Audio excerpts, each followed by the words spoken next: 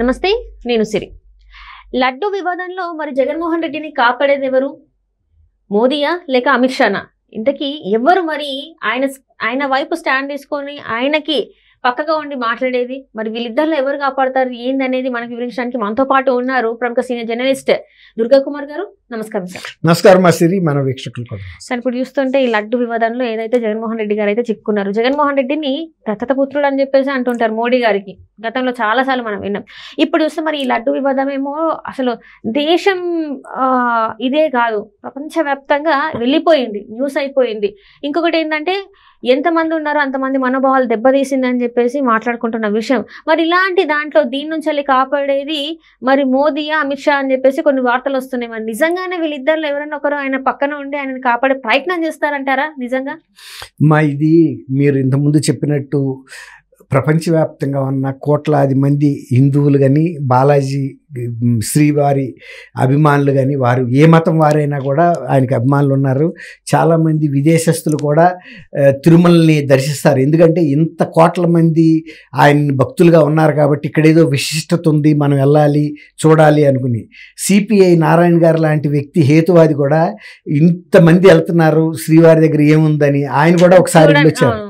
నిన్న కూడా ఆయన ఒక మాట మాట్లాడాడు, మీ రాజకీయాలు ఎంత నీచానికి దిగజారంటే ఆఖరికి శ్రీవారిని కూడా రోడ్డు మీద వేశారని ఆయన బాధపడ్డాడు. దీని మీద బాధ్యుల మీద కఠిన చర్యలు తీసుకోవాలని.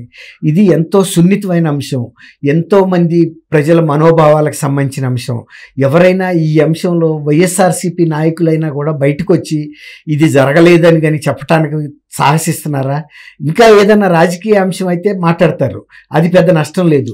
ఇవాళ కనుక ఇటువంటి వివాదాస్పదమైన అంశంలో కళ్ళు మూసుకుని ప్రభుత్వాన్ని సమర్థిస్తా, గత ప్రభుత్వాన్ని మాట్లాడితే ఆ నియోజకవర్గంలో ఆ ప్రజల దృష్టిలో మనం వ్యతిరేకలు అవుతామనే ఉద్దేశంతో చాలామంది వైఎస్ఆర్సీపీ నాయకులు కూడా నోరు కట్టేసి కూర్చున్నారు. ఎందుకంటే వాళ్ళు ఇందులో తెలిసి తెలక మాట్లాడి మూల్యం చెల్లించుకోవడానికి వాళ్ళు సిద్ధంగా లేరు.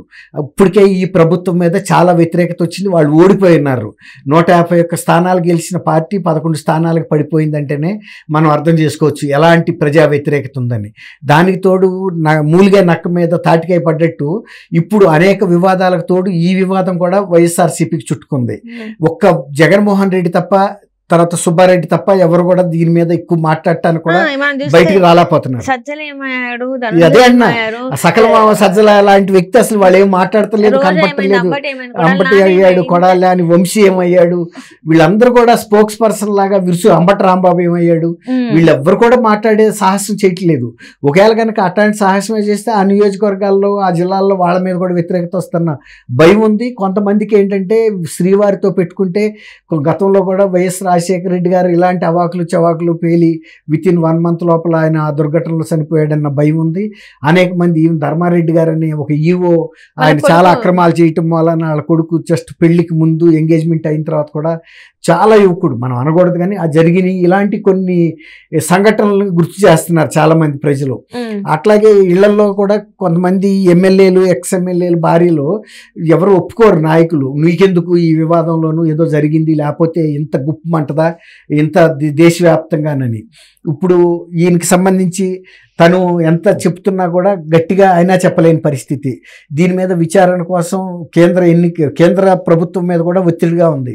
ఇవాళ జేపీ నడ్డా ఆహార శాఖ మంత్రి ఆయన ఏం చెప్పాడు, దీనికి సంబంధించిన అన్ని డీటెయిల్స్ వివరాలు మేము తెప్పించుకుంటాము, ఆ నివేదికలు ల్యాబ్ నివేదికలు కూడా తెప్పిస్తాము, ఇది ఎలా జరిగింది, దీనికి బాధ్యులు ఎవరు అనే దాని మీద కూడా రాష్ట్ర ప్రభుత్వంలో బాధ్యులైన అధికారుల సంజాయిషి తీసుకుంటాము, ఆ తర్వాత దీని మీద మేము కఠినంగా వివరిస్తాం. ఎందుకంటే ఈ జాతీయ స్థాయి ఇష్యూ అయింది. ఇది బాలాజీకి భక్తులు ఉత్తర భారతదేశంలోనూ అన్ని రాష్ట్రాల్లో కూడా ఉన్నారు. తర్వాత శ్రీరామ అయోధ్య గుడి ప్రధాన అర్చకులు సురేంద్ర దాస్ ఆయన కూడా దీంట్లో అనేక ఆధ్యాత్మిక సంస్థలు, హిందూ మత సంస్థల, విశ్వ హిందూ పరిషత్తు, వీళ్ళందరూ కూడా ఆర్ఎస్ఎస్ నాయకులు కూడా అందరూ రంగంలోకి దిగారు. ఎందుకంటే ఒక హిందూ దేవాలయం ఇది ఒక్కటే ప్రపంచవ్యాప్తంగా ఒక కీర్తి ఉన్న దేవాలయం, దాన్ని కావాలని అపకీర్తి పాలు చేశారా? అందులో జగన్మోహన్ రెడ్డి గారి ప్రభుత్వం మీద అంతకు ముందు కూడా విజయనగరం జిల్లాలో రాముల వారి శిరచ్ఛేదం జరగటం, తర్వాత పిఠాపురంలోను అక్కడ రథం. రథం తగలబట్టడం, తర్వాత విజయవాడలోను అనేక హిందూ దేవాలయాల మీద దాడులు జరిగినా కూడా ఈ ప్రభుత్వం పట్టినట్టుగా ఉంది. అది కేంద్ర ప్రభుత్వం దృష్టికి వెళ్ళినా అంతకుముందు మీరు అన్నట్టు ఆయన ఒక దత్తపుత్రుడిగా ఉన్నాడు కాబట్టి ఎందుకులే అన్నట్టుగా చూసి చూడనట్టుగా వెళ్ళిపోయారు. కానీ ఈ ఇష్యూ మాత్రం ఇంత ఒక వైల్డ్ ఫైర్ లాగా, ఒక అగ్ని ప్రమాదం జరిగితే చుట్టుముట్టుకు వచ్చినట్టుగా కేంద్ర ప్రభుత్వాన్ని కూడా ఉక్కిరి బిక్కిరి చేస్తుంది. ప్రహ్లాద్ ఆయన మినిస్టర్, ఆయన కూడా దీని మీద స్పందించాడు. తర్వాత ఇవాళ గౌరవ సుప్రీంకోర్టు ముందు, హైకోర్టు ముందు కూడా అనేక కేసులు పడుతున్నాయి దీని మీద చర్య తీసుకోవాలని. అలాంటి పరిస్థితుల్లో జగన్మోహన్ రెడ్డి గారిని అవుట్రైట్గా సపోర్ట్ చేయడానికి అమిత్ షా గారు ప్రధానమంత్రి వస్తే ఒకవేళ వాళ్ళు కూడా ప్రజల యొక్క వ్యతిరేకతను మూటగట్టుకోవాల్సి వస్తుంది.